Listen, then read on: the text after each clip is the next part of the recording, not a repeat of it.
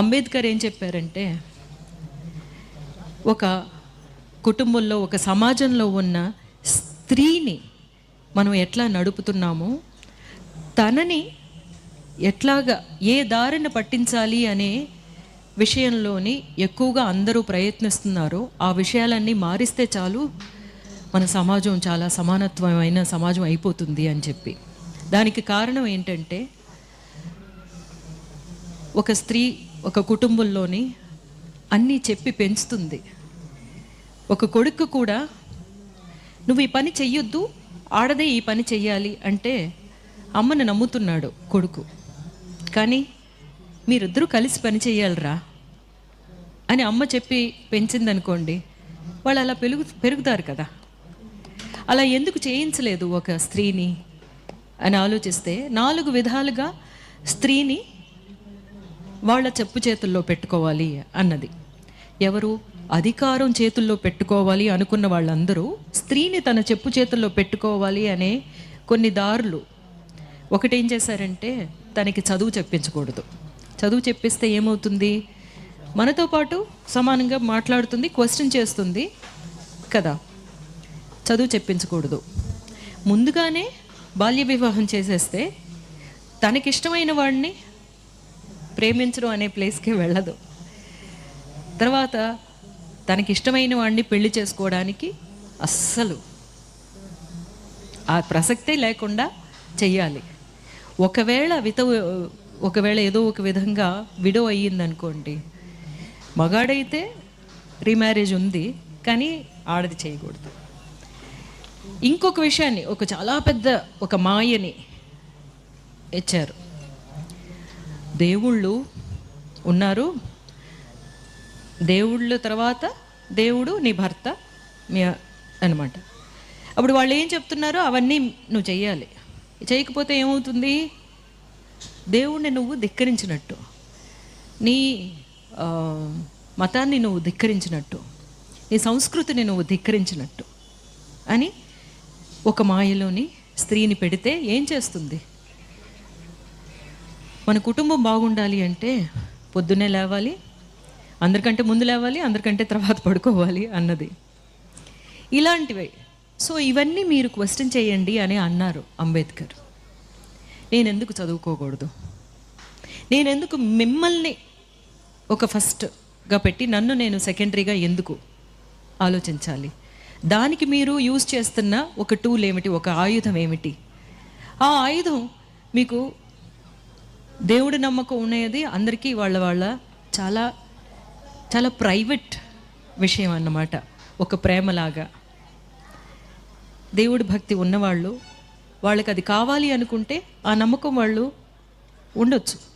కానీ అది మిగతా వాళ్ళ మీద రుద్దడం, కానీ అందులో ఇలా చెప్పారు, ఇందులో నువ్వు ఇలా ఉంటేనే నువ్వు చాలా పెద్ద పత్ని వ్రతవి అనే విషయాలన్నీ చెప్పేసి మనల్ని అట్లా.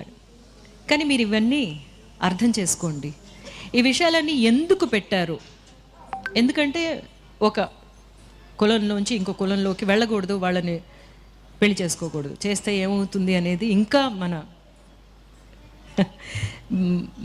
ఇండియాలో జరుగుతూనే ఉన్నాయి కదా. అప్పుడు ఇవన్నీ మనం సరిచేసే ఒక విషయం ఒక స్త్రీ చేతిలో ఉంది. ఆ స్త్రీ ఈ 4 విషయాలని అర్థం చేసుకుని మనల్ని అణగదొక్కడానికి చేసిన విషయాలే ఇవి అని అర్థం చేసుకుంటే చాలు. నెక్స్ట్ 2-3 జనరేషన్లోనే అందరినీ మనం ఒక విధమైన ఆలోచనలోకి తీసుకురాగలం.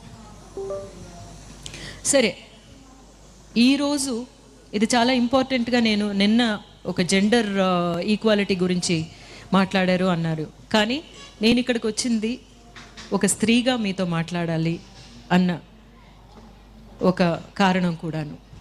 ఇవన్నిటినీ మనం ఇప్పుడు ఇంత శ్రామికులు ఉన్నారు, వాళ్ళ గురించి అన్న అన్న అన్నే అనే పాటలు పాడారు, కానీ ఎవరైనా ఒక అక్క అని పాటలు పాడారా అని ఎప్పుడు ఆలోచిస్తూ ఉంటాను నేను. ఎన్ని పాటలు అన్న, ఆయన మాత్రమే శ్రమిస్తాడా? ఆయన శ్రమించి వచ్చి ఆ డబ్బులు తీసుకొస్తున్నారు. అహోరాత్రులు ఇంట్లో శ్రమించే అక్కని పట్టించుకోడు. మనం జీతాలు లేని శ్రామికులమే కదా, పుట్టుకతో శ్రామికులమే, అవునా? ఎందుకలా అవ్వాలి? అవ్వక్కర్లేదు. నువ్వు కూడా వంటింట్లోకి వెళ్ళి ఆ బియ్యం నీళ్ళలో పోస్తే ఆ బియ్యం ఉడుకుతుంది. ఆడదాని చేయి తగితేనే ఆ బియ్యం ఉడుకుతుందా? ఆ బియ్యం అంటుందా నీతో? నువ్వు మగాడివి, నీ చేతితో వేస్తే నేను అన్నం అవ్వను, ఆడ చెయ్యి తగిలితేనే నేను అన్నంగా ఉడుకుతాను అని అంటుంది అది? లేదు కదా. సో నెక్స్ట్ జనరేషన్కి మనం చెప్పాల్సిన విషయాలు ఇవన్నీ అని మన కామ్రేడ్స్కి కూడా అప్పుడప్పుడు చెప్తూ ఉండాలి అన్నమాట. అది మిగతా శ్రామికుల గురించి ఇన్ని గొంతు చించుకొని పాడేవాళ్ళు, మా గురించి కూడా ఇంట్లోకి వెళ్ళి కొంచెం పనులు చేసి పెట్టండి. ఇప్పుడు సమీపంలో గర్ల్ ఫ్రెండ్ అని ఒక పిక్చర్ చూస్తుంటారు. ఆ పిక్చర్లో ఉన్న ఒక్క సీను మీ ఇళ్ళకి వెళ్ళితే మీ అమ్మో, మీ అక్కో, మీ అత్తో వాళ్ళందరూ ఆ క్యారెక్టర్లో కనిపిస్తారు కదా. అప్పుడు మీరు ఇక్కడ బయటకు వచ్చి ఇంత అభ్యుదయ భావాలు మాట్లాడుతున్న వాళ్ళు కూడా ఇంటికి వెళ్ళినప్పుడు మీరు ఎలా ఉన్నారు మీ మీ ఇంట్లో ఉన్న శ్రామికులతోటి అనేది ఆలోచించండి.